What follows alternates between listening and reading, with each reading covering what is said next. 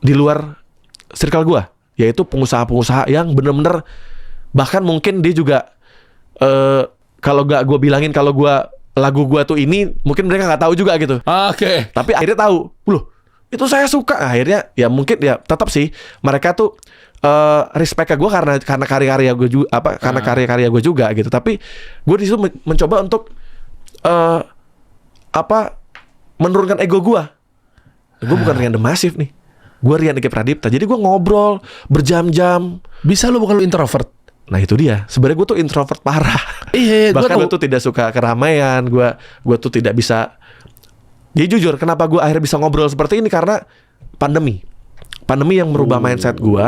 Dan akhirnya gue banyak bertemu dengan orang-orang besar, orang-orang pengusaha-pengusaha yang ternyata, gue bisa dapat banyak ilmu dari orang-orang seperti ini gitu. Kenapa mereka bisa sukses ya? Kenapa mereka bisa di pandemi malah mereka makin kaya ya? Maksudnya, ternyata itu networking itu bagaimana sifat mereka. Ternyata mereka tuh humble, mereka tuh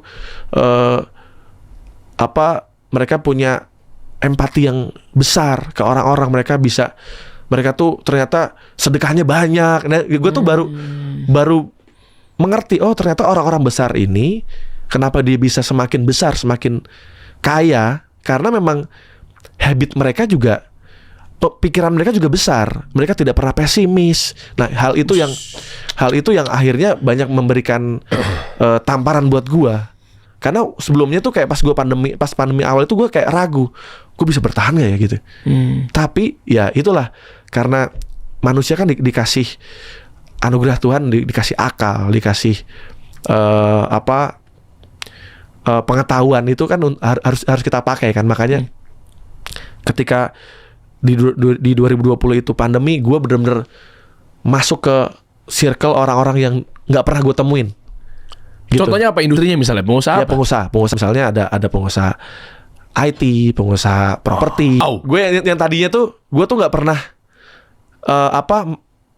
bisa ngobrol sama mereka gitu. Tapi akhirnya karena situasi yang harus membuat gue seperti itu, mungkin bisa dibilang gue terhimpit lah ya dengan kondisi, karena kan ya entertainment benar-benar selesai saat itu kan. Iya, manggung juga di stop semua kan. Udah nggak ada lagi gitu. Dan ternyata ketika gue terjun ke situ, gue banyak bertemu dengan orang-orang besar, orang sukses ya, yang punya pemikirannya juga jauh banget gitu.